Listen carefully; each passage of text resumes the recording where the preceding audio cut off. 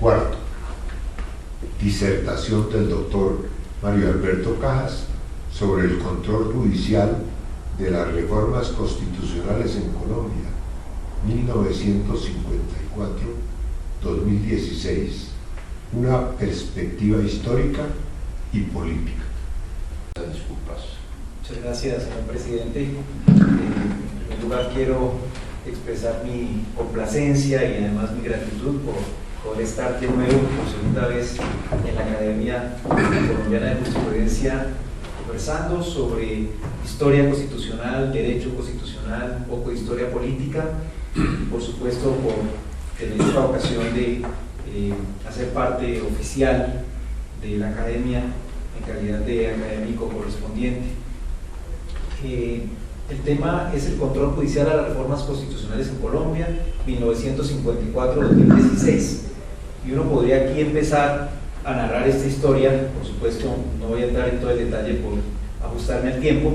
pero uno podría empezar a narrarla desde el 2016, desde el presente, o bien podría empezarla desde 1954. Creo que la narración desde el presente funciona de mejor manera porque le permite a uno conectar la discusión actual, la discusión de la coyuntura, con la trayectoria institucional, que es una trayectoria no solamente de la justicia constitucional, sino también del debate doctrinal sobre los poderes constituyentes, sobre los límites de las reformas constitucionales y por supuesto sobre la trayectoria del régimen político colombiano. Entre los meses de junio y julio, dos decisiones de la Corte Constitucional, una relacionada con la inconstitucionalidad del acto legislativo del equilibrio de poderes del año pasado, en donde se declaró inconstitucional el Tribunal de Aforados, y la otra en donde se declaró inconstitucional el Consejo de Gobierno Judicial, invocaron la doctrina de la sustitución de la Constitución, que es una postura jurisprudencial importante que se viene desarrollando en Colombia desde el año 2003. Pero esa noción de sustitución de la Constitución, según la cual el Congreso tiene límites cuando reforma las constituciones, no solamente reabrieron la discusión sobre la pertinencia, la oportunidad y la necesidad de que el juez constitucional o que los jueces constitucionales controlen las reformas constitucionales, en especial porque estas dos sentencias tenían que ver con una reforma que había surgido el año pasado en medio de lo que se llamó la crisis de la justicia o la crisis judicial, a raíz de algunos escándalos relacionados con un magistrado de una de las altas cortes y de otros elementos que aparecieron en la escena del año pasado. Entonces, la lectura de la opinión pública, de la percepción que se tuvo tanto de la opinión pública como de sectores de gobierno e incluso de los partidos políticos, era que estas dos decisiones del 2016, de mediados de este año,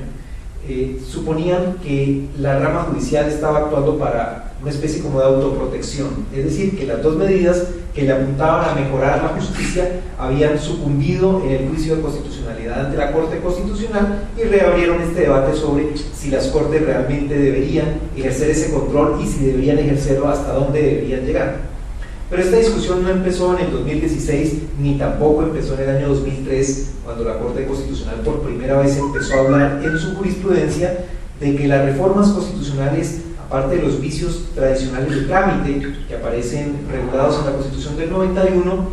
también el Congreso podía incurrir en vicios de procedimiento que consistían en los vicios de competencia. Estos consistían básicamente en que el Congreso, cuando invadía la esfera de competencia del pueblo como soberano constituyente,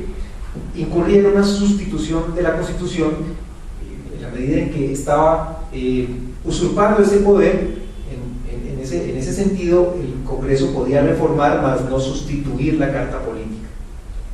Y esta sentencia del 2003 ocurrió justo cuando se estaba ejerciendo control sobre el referendo constitucional que había impulsado el gobierno del presidente Uribe, que a la postre pues no solamente terminó modificado en buena medida en el Congreso, sino luego por la propia Corte Constitucional, y finalmente pues sabemos los resultados electorales que tuvo ese referendo.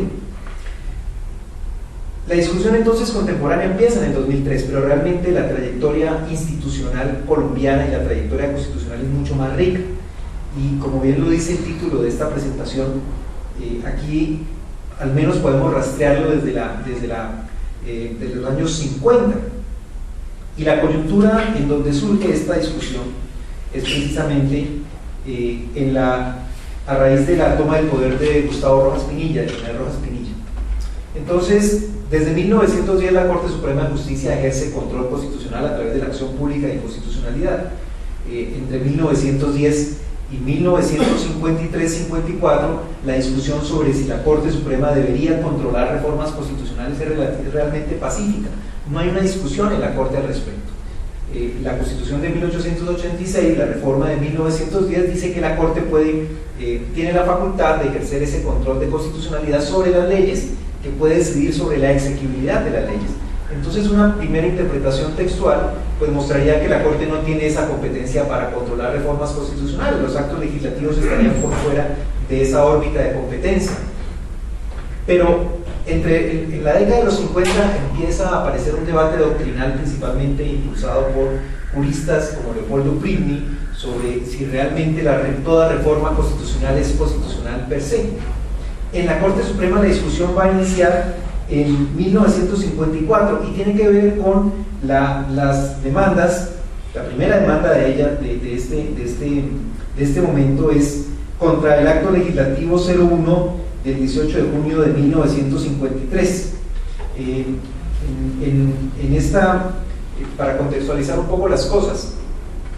en el gobierno de Laureano Gómez, hacia 1951-52, el Congreso de la República aprueba una reforma constitucional que crea una Asamblea Nacional Constituyente, que se le llama la ANAC, cuyo propósito principal es desmontar la reforma constitucional liberal de 1936. Ese es el propósito, hay muchos estudios al respecto, no voy a detenerme en ellos, pero con la toma del poder de Gustavo Rojas Pinilla, esa ANAC, la primera decisión que toma es legitimar la toma del poder por Gustavo Rojas Pinilla, y de ahí en adelante pues empieza la ANAC a producir una serie de reformas constitucionales. Una de ellas, por ejemplo, el 30 de julio de 1954 cambia el número de los miembros de esa ANAC. Luego, más adelante, el 3 de agosto determina que elegirá al presidente de la República para el periodo constitucional comprendido entre 1954 y 1958, y un ciudadano en 1955 decide demandar estas reformas constitucionales. Este ciudadano considera que la Corte Suprema de Justicia es competente para juzgar las reformas constitucionales. Y el argumento central de este demandante, que es un ciudadano, no parece, que sea un abogado, es que la ANAC está ejerciendo una función que no le corresponde, que esa ANAC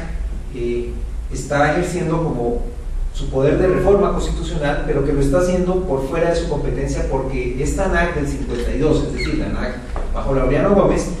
tenía como única función reformar la Constitución en ese momento, pero luego se ha convertido en un órgano constituyente permanente que, por supuesto, no solo está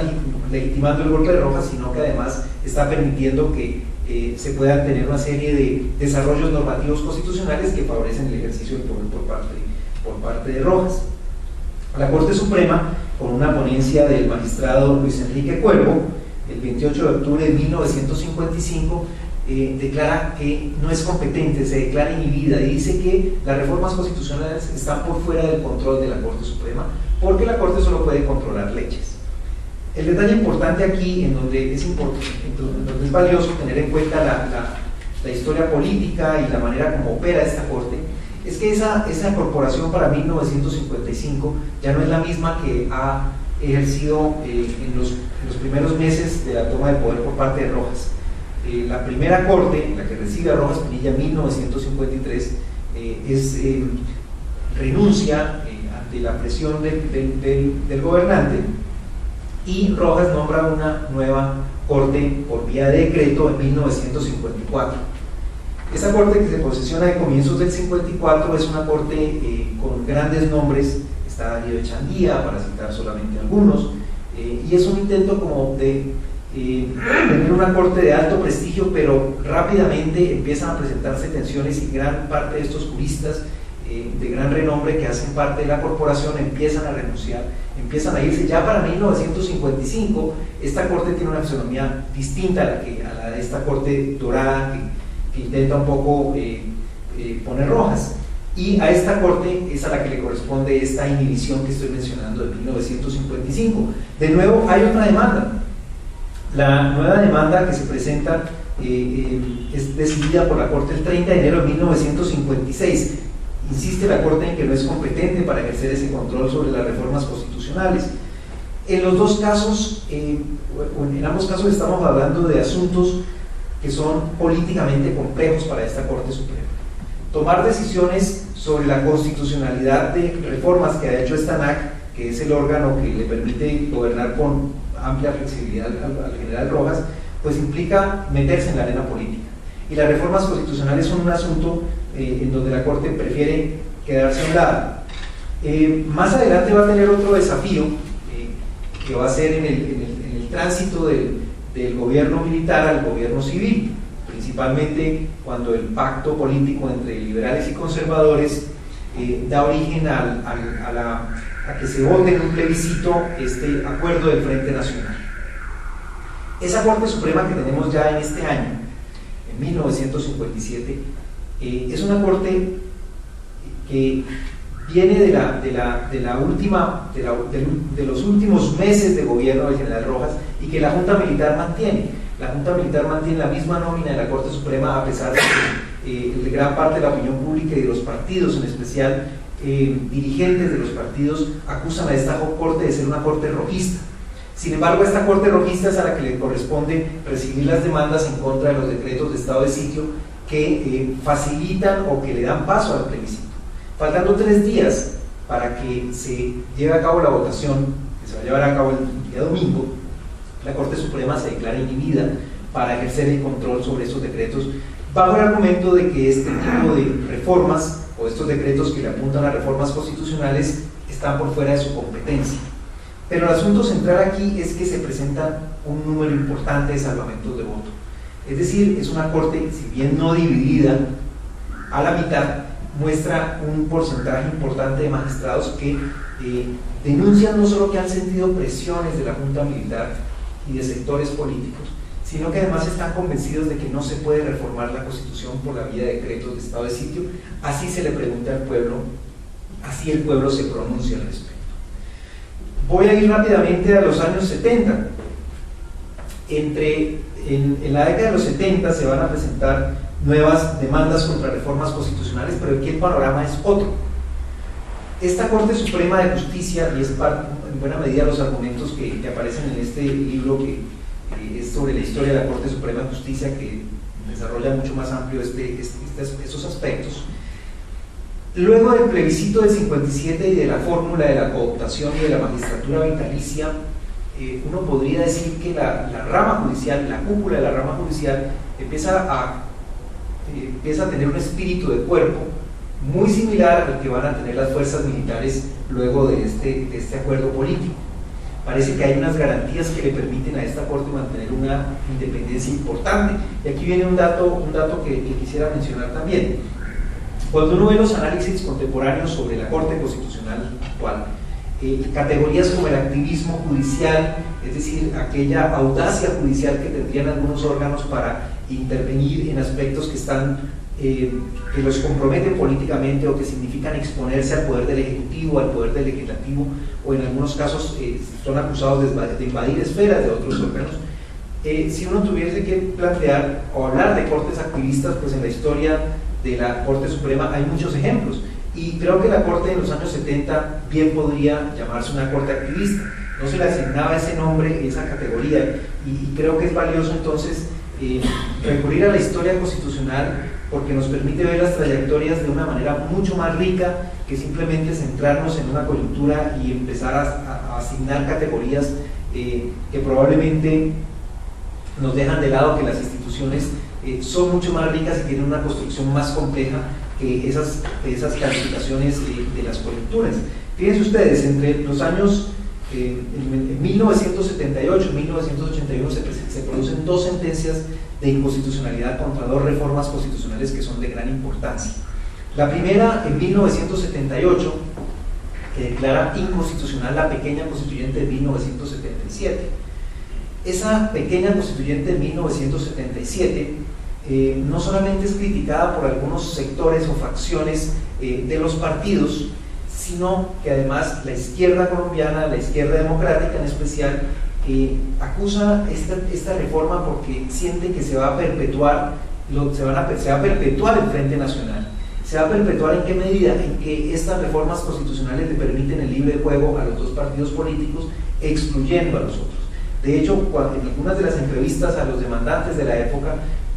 lo ponen de presente, dicen gran parte de lo que nos motivó a demandar esta reforma de la pequeña constituyente era que la izquierda se estaba quedando por fuera de todo tipo de participación, es decir, las minorías no tenían ningún lugar en esta reforma constitucional. Esa reforma constitucional del 77, por supuesto, tiene varias connotaciones, no solamente el contexto político, que es complejo, el orden público está turbado de manera importante, la mafia, el narcotráfico, si bien no con los carteles, ya empiezan a mostrar que es un factor de poder importante, en especial debido a la bonanza de la marihuana, y ya hay empieza la presión de los Estados Unidos porque Colombia ejerce un mayor control sobre el tráfico de drogas. En ese contexto de la pequeña constituyente, entonces, una de las propuestas que se tienen es reformar la justicia. Se plantea la reforma a la justicia como uno de los ingredientes necesarios para garantizar que el orden público se restablezca y que haya una plena seguridad. Y dentro de esos propósitos que se tienen, está crear una Corte Constitucional, dentro de los borradores o de los proyectos que se tienen. También se plantea crear el Consejo Superior de la Magistratura, que sería un antecedente del Consejo Superior de la Judicatura, sería el máximo órgano de administración de la justicia, y además iba a tener potestad disciplinaria sobre los magistrados de las altas cortes. Este proyecto, entonces, realmente esta pequeña constituyente, la reforma de la pequeña constituyente alcanza a aprobarse, no se alcanza a elegir la pequeña constituyente, pero dentro de lo que se plantea como materia de esta pequeña constituyente está una importante reforma a la justicia, sobre todo a la cúpula judicial. Esa reforma del 77 es criticada porque se dice que hay una serie de maniobras al interior del Congreso para aprobarla a pupitrazo limpio, como se dice en el lenguaje de la época. De hecho, cuando se aprueba ese acto legislativo, son decenas las demandas de inconstitucionalidad en su contra, y justo 15 días antes de que tenga que producirse la inscripción de los candidatos a esa pequeña constituyente, la Corte Suprema, el 5 de mayo de 1978, declara inconstitucional esa reforma. Y ahí hay que mencionar esto. Desde la perspectiva puramente doctrinal, la Corte realmente vuelve sobre discusiones que ha tenido en 1971, cuando se demanda la reforma constitucional del 68. Esas discusiones doctrinales tienen que ver sobre si la Corte es competente o no para juzgar reformas constitucionales. Y en ese momento, en 1971, hay 11 o 12 magistrados que salvan su voto insistiendo en que esa reforma del 68 debía haberse declarado inconstitucional. Y aquí en el 77, en el 78 se retoma y se dice, mire, los argumentos que tuvo la minoría en el 71 debería volver a considerarse y debería la Corte pensar de nuevo en su competencia para ejercer el control de reformas. Y lo doctrinal también vale la pena mencionar eso. Justo unos meses antes, esta misma Corte ha declarado inconstitucional una de las principales banderas de campaña del presidente López Miquelsen. Una de ellas era la pequeña constituyente, otra era la reforma electoral, que se declara inexequible en 1977. Entonces, y en esa reforma electoral es una de las primeras en donde con gran potencia la Corte Suprema dice que el control de las leyes implica que el control constitucional de las leyes implica que el procedimiento, que el trámite legislativo es tan importante como la sustancia de las leyes. Y en el 78 precisamente la Corte dice que es competente para juzgar reformas constitucionales cuando los procedimientos se han pretendido. En este caso, el argumento central es que que el Congreso no podía sustituir, no podía modificar, perdón, la Constitución a tal punto de delegar el poder, la función constituyente, en un órgano como una asamblea constituyente, que es esa pequeña constituyente. Los argumentos son bastante ricos, interesantes, por supuesto. Ese argumento entonces de que el Congreso no podía delegar su función constituyente, su función de ejercer la reforma constitucional, va a ser, incluso si uno hace una reconstrucción de esa trayectoria, incluso podría verse como mucho más audaz, si se quiere, que esta doctrina un poco más reciente de la sustitución de la Constitución, en la medida en que estamos hablando de 1978 y plantearse que el Congreso tiene unas restricciones para ejercer el poder constituyente, o la función constituyente mejor, pues tendría uno que pensar en la valentía y la independencia que estaría mostrando una Corte para ese momento, con un poder ejecutivo como el que estamos hablando en los años 70. Pero aquí viene un argumento que probablemente nos conecta más con el 2016 que cualquier otro, y es que la percepción que hay en la opinión pública y algunos elementos que le permiten a uno plantear como hipótesis de que la Corte Suprema pudo haber también fallado con un autointerés o con un interés en proteger a la rama judicial. ¿Cuál era el interés en proteger a la rama judicial? La resistencia que había mostrado la cúpula de la rama judicial de que se creara un Consejo Superior de la Magistratura, de que se creara una Corte Constitucional y de que los magistrados estuvieran sometidos al control disciplinario de este nuevo órgano. Es decir, hay elementos que le permiten ver a uno que también eso estuvo sobre la mesa, es decir, la autoprotección de la rama. Y aquí viene un poco el hilo argumentativo de esta narrativa, de esta trayectoria, y es que si uno solamente ve los desarrollos doctrinales de la Corte, pues lo que ve es una especie de evolución de la inhibición al control de las reformas constitucionales. Pero cuando uno reconstruye los ambientes políticos y los ambientes institucionales, recuerda esta idea importante de que las Cortes no actúan en una burbuja, no están desconectadas, que son actores políticos, por supuesto, pero que además son actores especiales, porque sus sentencias, sus decisiones tienen que estar justificadas para la comunidad académica, la comunidad de juristas, la comunidad interpretativa de juristas. Entonces, desde una perspectiva puramente doctrinal, uno podría pasar de lado diciendo que de una inhibición la Corte pasa a ser un órgano que ejerce el control, pero desde la perspectiva política, cuando uno mira los elementos que están en juego, no debe descartarse esta otra posible razón de autoprotección de la Corte. Por supuesto, las reacciones a esta decisión son fuertes. El ministro de Gobierno, Alfredo Araújo Grau, por ejemplo, decía en la época que no solamente se trataba de una frustración para el país, sino que la Corte no podía dictar una sentencia como esta, pues carecía de competencia, es decir, que había usurpado. El vocero del liberalismo, Carlos de Bocinos, dijo esto, comillas: la Corte Suprema le ha abierto las puertas al golpe de Estado, al declarar en insólito fallo que el Congreso no puede reformar la Constitución. Es un fallo monstruoso. Y en este momento empieza a plantearse en Colombia, que probablemente estamos entrando poco a poco en un gobierno de los jueces, y se va ambientando dentro de las fuerzas políticas la idea de que es necesario tener un órgano de control constitucional distinto. Claro, ya desde 1968 se ha impulsado la idea de crear una Corte Constitucional, pero las razones políticas empiezan a aparecer de manera mucho más fuerte, mucho más evidente en este momento. Pasemos rápidamente a 1981. El presidente Turbay Ayala retoma las banderas de López Michelsen y dice: si la pequeña constituyente no pudo salir avante, hay que hacer las reformas por el Congreso, cuenta con las mayorías necesarias para hacerlo. Y en efecto se aprueba una reforma constitucional que en principio es el acto legislativo 01 de 1979. Dentro de las reformas creaba la Fiscalía General de la Nación, planteaba que más adelante habría una reforma al Código de Procedimiento Penal, Código Penal, incorporando el sistema penal acusatorio. Se creaba el Consejo Superior de la Judicatura, el Consejo de Estado y la Corte Suprema recibirían las listas que se conformaban por parte de este Consejo Superior para determinar las vacantes. Los magistrados terminaban su magistratura vitalicia y pasaban a ser periodos de 8 años, algo que no fue nada bien recibido en la cúpula de la rama judicial. Y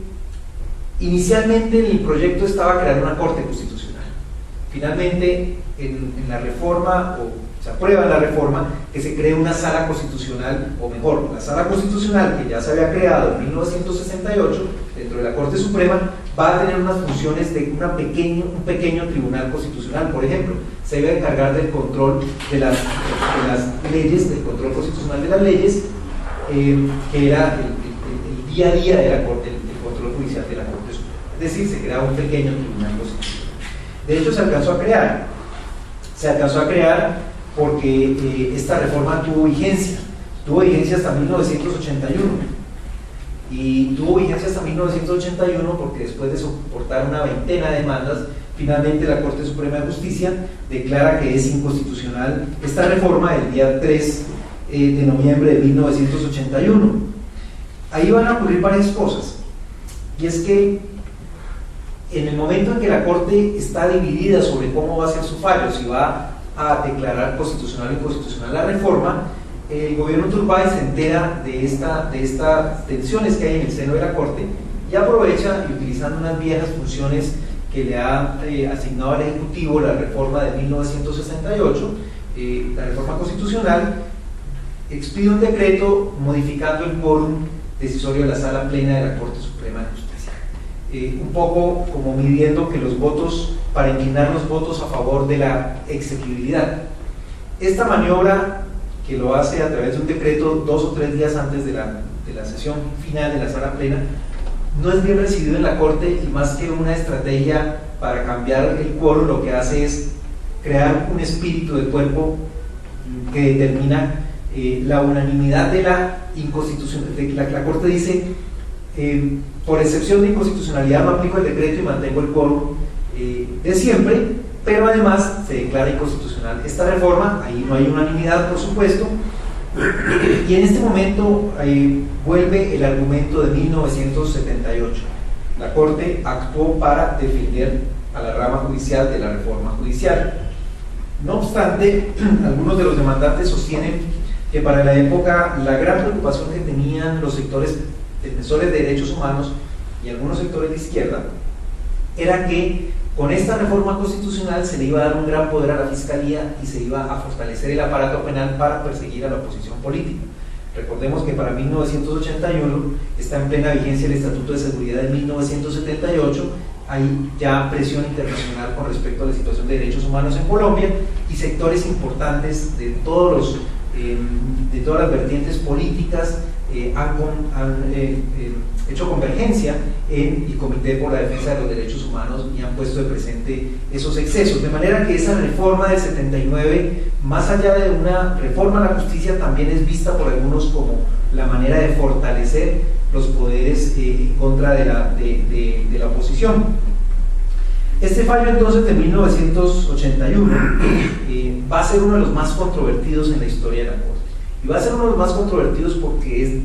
supone declarar la inconstitucionalidad de una reforma luego de 2 años de haber estado en vigencia. Incluso los magistrados adicionales que se crean para la Sala Constitucional de la Corte Suprema ya se han posesionado. Como una muestra republicana, justo al día siguiente de conocer el fallo, ellos regresan a sus puestos de trabajo y entregan sus oficinas. Una muestra de lo que supone pertenecer a una corte en estas épocas. En este momento, conocido el fallo, vamos a entregar el puesto porque ya no somos magistrados de esta sala, porque fue declarada inconstitucional la reforma que nos permitía ser parte. Es decir, no había ninguna discusión sobre desde cuándo empezaban desde cuándo cesaban sus funciones. Esto, por supuesto, supone produce un golpe importante en la opinión pública, en la medida en que hay instituciones que ya están andando y que de un momento a otro tienen que cesar sus funciones. Ya regresando o pasando rápidamente a 1991, pues encontramos que la Constitución del 91 determina que el control de las reformas constitucionales por vicios de procedimiento son competencia de la Corte Constitucional, y aquí hay un dato llamativo: entre 1991 y el año 2003, los juicios de constitucionalidad de las reformas que se producen a esta Carta del 91 son relativamente pacíficos, incluso alcanzan a pasar algunas reformas que son controvertidas políticamente e incluso desde la perspectiva de los derechos en su momento, como la reforma que permite de nuevo la extradición de nacionales. En general, las discusiones sobre los vicios de procedimiento no van a generar una gran controversia, pero la discusión va a empezar en el 2003 con esta sentencia que les mencionaba, la C-551, que tiene que ver con el control que se le ejerce a la ley que convoca el plebiscito en tiempos del primer gobierno del presidente Uribe. Como ya lo mencionaba, este proyecto esta convocatoria a este referendo constitucional es controlado por la Corte Constitucional, y en esta sentencia la Corte introduce la noción de sustitución de la Constitución. Aquí quisiera mencionarles un dato anecdótico. Hace algunos meses, en un evento de derecho comparado, eso es importante mencionarlo, los compartiristas están bastante atentos a todos estos fenómenos de jueces constitucionales ejerciendo control sobre las reformas constitucionales. Este es un tema que está en la agenda global del constitucionalismo en perspectiva comparada, y en un evento de estos decían algunos profesores que la sustitución de la Constitución en general, que esta nueva forma de entender que las reformas constitucionales pueden ser controladas cuando se producen reformas que alteran los contenidos duros de la Constitución o los núcleos esenciales de la Constitución, se había iniciado principalmente en la India, había tenido también un desarrollo importante en Alemania, y que probablemente a Colombia y a otros países les había llegado por este camino. Y aquí yo creo que la historia constitucional tiene mucho que decir, y tiene mucho que decirle el derecho comparado. ¿En qué medida? La medida en que cuando nosotros no vemos las trayectorias institucionales, pues probablemente compramos este argumento de que nosotros la sustitución de la Constitución y esta discusión que tenemos contemporánea es producto de esa migración de ideas exitosa que es el control de reformas constitucionales, cuando realmente tenemos una historia muy rica, como lo he mencionado, desde la década de los 50. Es decir, nosotros vamos por otro camino de la India, de Turquía, que es otro ejemplo importante, y por supuesto de Alemania. Es decir, nosotros tenemos otra manera de haber llegado. Creo que tenemos una trayectoria distinta de haber llegado a este control de las reformas constitucionales por vía de sustitución, y creo que es uno de los aportes importantes que le puede hacer la historia constitucional local.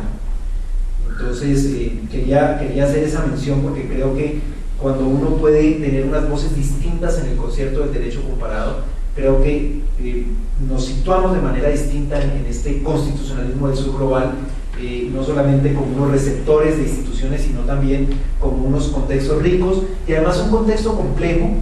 de conflicto, de violencia, de tensiones políticas, en donde los jueces han creado una suerte de distintas maneras de ejercer el control o de no ejercerlo, que tenemos que contarlo y que tenemos que narrarnos.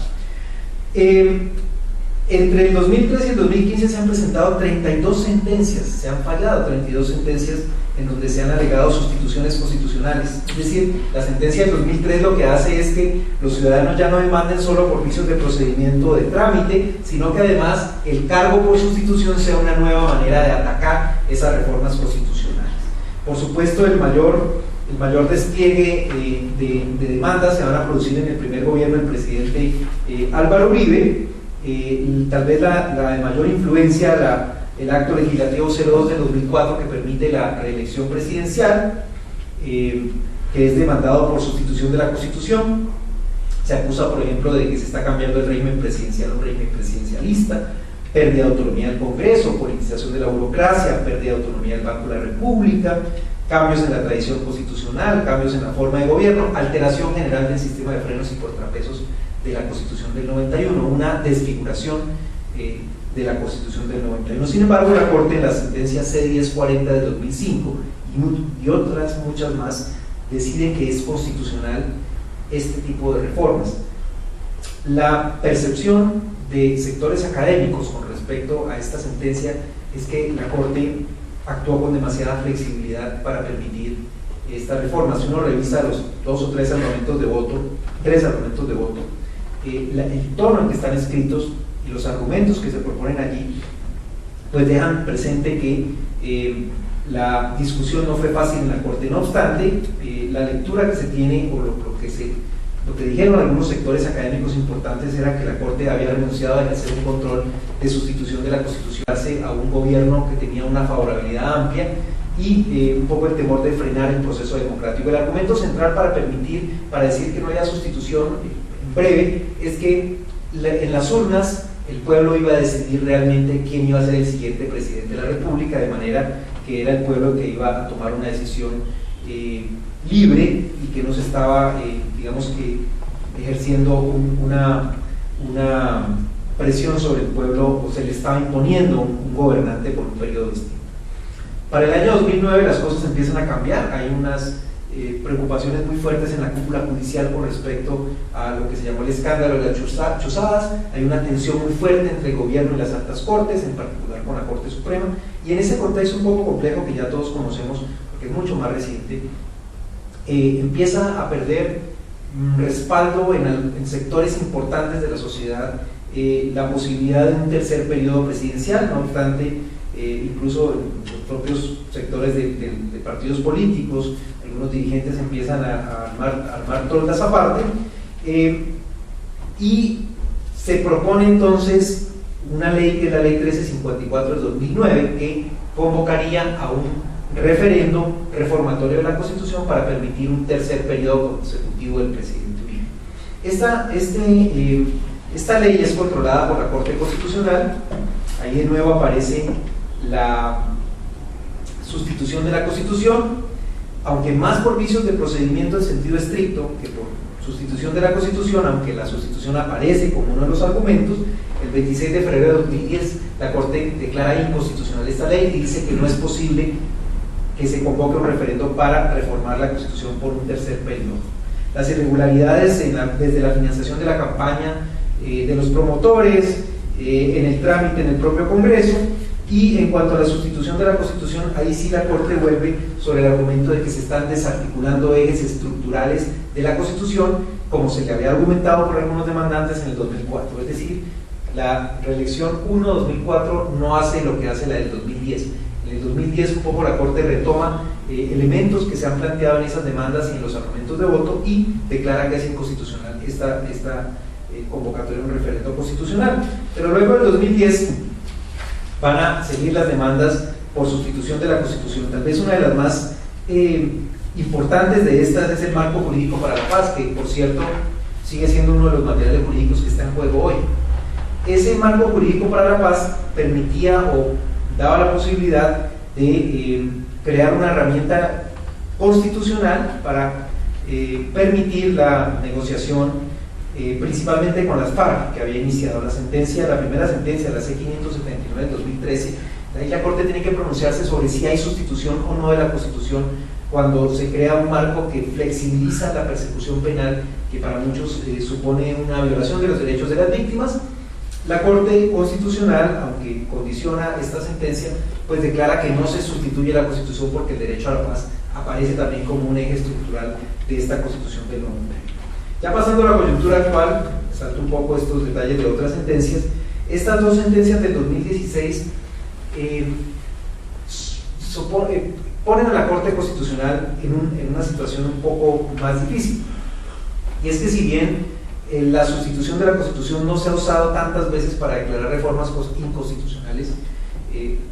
un par de sentencias sobre, una sentencia en especial sobre nombramiento o vinculación automática de funcionarios que debían ser proveídos por carrera administrativa, sobre esta segunda, esta del 2010 sobre la reelección, pero realmente la doctrina de la sustitución de la Constitución no ha producido efectos muy concretos ni excesivos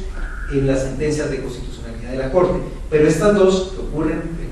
con un mes de diferencia generan una dificultad mayor, porque es la doctrina de la sustitución, pero relacionada con dos instituciones que procuraban el mejoramiento de la justicia. Y en las dos sentencias la Corte invoca que se debe proteger la independencia judicial, que es un eje que estructura la Constitución del 91, el autogobierno judicial, que por ejemplo el Tribunal de Aforados ofrece menores garantías para la independencia judicial que la que ofrece el sistema de juicio político que originalmente crea la Constitución del 91, no entro en más detalles, pero estos dos fallos en especial logran lo que era improbable hace unos 6 o 7 meses, y es que tanto sectores de oposición política como el propio gobierno y sectores de opinión pública expresan que ese fallo de la Corte Constitucional recuerda los fallos de los años 70, cuando la Corte Suprema tomó decisiones que terminaron impidiendo las reformas a la justicia, es decir, han sido leídas como sentencias que impiden que se haga una reforma a la justicia profunda. Y en ese sentido, pues yo creo que revisar estas dos sentencias a la luz de toda una trayectoria institucional, pues nos muestra los peligros que existen cuando las fuerzas políticas encuentran que hay órganos judiciales dispuestos a proteger algunos espacios o a la autoprotección cuando es leído como una autoprotección. Por ejemplo, las manifestaciones de la Presidenta de la Corte Suprema, digamos, aplaudiendo y respaldando estas decisiones de la Corte Constitucional, pues muestran que en realidad la cúpula judicial recibió de muy buena manera estas sentencias en defensa de lo que decía la Corte era la independencia judicial. Pero uno revisa los columnistas de la época más reciente y ponen de presente que si bien la sustitución de la Constitución es una herramienta importante para proteger la Constitución, cuando esta herramienta para proteger la Constitución también termina generando un espacio de amplia discrecionalidad para determinar qué sustituye o no, o qué no sustituye, y cuando se producen sentencias que para bien o para mal protegen a sectores de la cúpula judicial, queda la percepción de que algo más pudo haber estado en la mesa o sobre la mesa, en la medida en que proteger la independencia judicial también puede terminar protegiendo los intereses corporativos de la cúpula judicial. En suma, el propósito central de esta presentación fue mostrar de manera muy rápida una trayectoria institucional que creo que es valiosa en la medida en que nos muestra que no solamente la doctrina constitucional es importante cuando se analizan las decisiones de las Cortes a lo largo del tiempo, y que mirar las coyunturas es importante, pero que mirar las trayectorias, analizar las trayectorias nos permite ver con una mejor luz las posibilidades que hay de cambio y las dificultades, los desafíos que tienen los cambios. Creo que en la medida en que podemos traspasar ese punto de vista interno del trabajo de las Cortes, es decir, la manera como se van estructurando las doctrinas y se van creando precedentes a lo largo del tiempo, mirar los contextos, mirar los ambientes institucionales, sin duda nos arrojan elementos distintos para mirar las posibilidades que tienen los cambios institucionales hacia el largo plazo. Cerraría entonces recordando lo que los historiadores insisten, que realmente no se está, cuando se recuerda, cuando se hace una narrativa, una trayectoria, no se está hablando del pasado, realmente se está hablando en un presente y se está proyectando, se está viendo el futuro, se está mirando, intentando recordar lo que ha ocurrido y la manera como las instituciones se comportan a lo largo del tiempo, instituciones que están compuestas de actores con intereses, con agendas, que a veces confluyen, que a veces coinciden, que a veces entran en tensión. Estas dos sentencias recientes de este año lograron que oposición y gobierno y sectores académicos volvieran sobre la discusión de qué tan conveniente para el desarrollo institucional de un país es un control de constitucionalidad intenso que incorpora una sustitución de la Constitución que todavía que genera, por supuesto, unas tensiones muy fuertes entre democracia y constitución, entre democracia y justicia constitucional. Creo que es importante seguir avanzando en las reconstrucciones historiográficas de estas trayectorias y probablemente impulsar perspectivas comparadas, porque existen otras experiencias que le muestran a uno que los comportamientos judiciales similares, vale la pena mirar entonces en esta perspectiva comparada. Muchas gracias.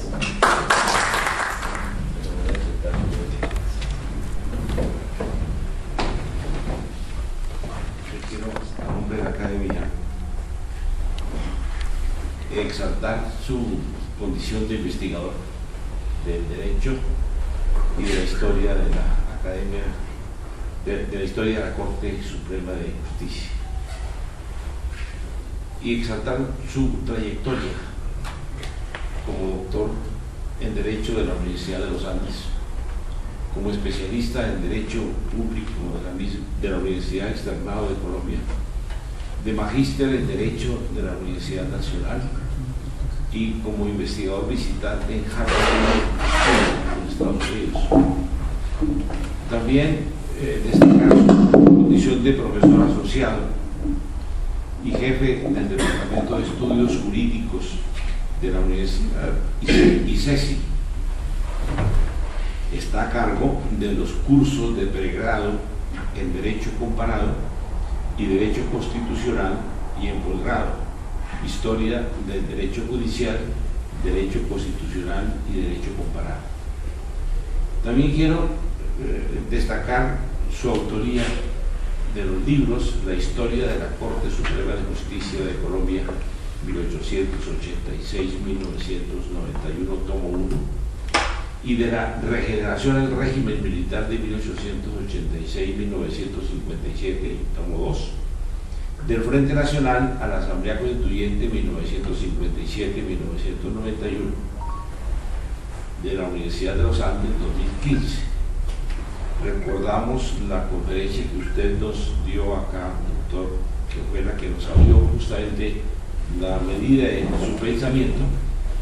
y particularmente, como lo conversábamos antes de la reunión en la oficina de la presidencia, de qué manera particularmente yo he tenido la satisfacción de nutrirme de la lectura de esos libros y de fijar con mucha mayor seriedad histórica la huella que ha dejado realmente en la institucionalidad colombiana, los diferentes aconteceres justamente de la influencia de la política en la vida de la Corte Suprema de Justicia, concretamente de ese episodio tan marcado que usted hace referencia en la parte final de observando la historia. Y entonces pues yo creo que uno de los registros que más se ha podido hacer en la época contemporánea es la óptica, como usted ha venido analizando esa historia y esa huella que han dejado las instituciones nuestras cuando hay perturbaciones del orden público, y cómo cuando se asumen posiciones políticas como la del general Rojas Pinilla, como hay desvíos en el poder y el ejercicio de la función judicial por parte de los más altos organismos de la institucionalidad colombiana. Usted con mucha valentía y con mucha precisión y con mucho respeto, porque se observa justamente la manera como usted maneja el idioma y maneja los conceptos de la línea de su pensamiento para dejar una huella donde no hay pasión, donde no hay emociones, sino cuando está la racionalidad planteada frente a la exposición de los hechos y los testimonios de la historia. De manera que eso es quizá lo que han hecho los grandes escritores que se han ocupado de la historia, de tal manera que uno se observa de que aquí no hay animosidad, sino el registro de los hechos, porque hay que dar como testimonios de la actitud justamente de los desvíos del poder por parte de quienes los han ejercido de mala manera en algunos momentos de nuestra historia. Y hoy nos ha dado también otra estupenda conferencia sobre ese tema del control judicial de las reformas constitucionales en Colombia desde el 54 hasta nuestra época, del 2016, haciendo una perspectiva histórica, política, de todo, justamente desde esa época de Rojas Pinilla hasta acá, cómo fue la manera como han venido cambiando las cosas, de qué manera se han venido realizando los diferentes actos legislativos desde entonces, cómo fue la creación de la Corte Constitucional por allá en la época de 1979, de qué manera fueron ascendiendo hasta llegar a la reforma de 1991,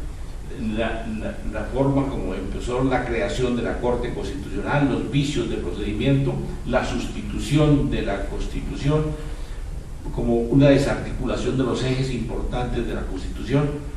y así nos vamos viendo hasta la orientación que usted nos deja sobre el marco jurídico para la paz como una herramienta constitucional para los incluyendo y realmente con las normas de la Academia Colombiana de Jurisprudencia, sus estatutos y reglamentos. Si es así, que Dios y la patria lo premie, sino que la Academia y su conciencia lo demanden.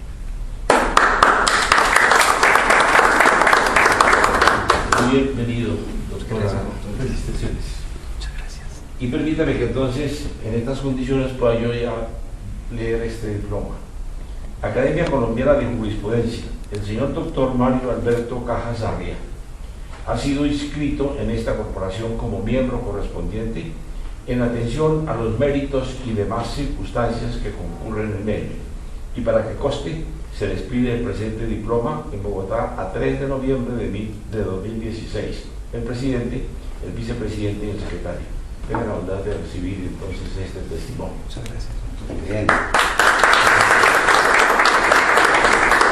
Quiero rogarle el favor al doctor Fernando Sarmiento como primer vicepresidente. Sirve como daga jurídica. Igualmente le pido al segundo vicepresidente que le coloque entonces el distintivo de solapa. Ya. Solapa de la oposición. Doctor, complacido, felicitaciones. Le hago entrega, autor de los estatutos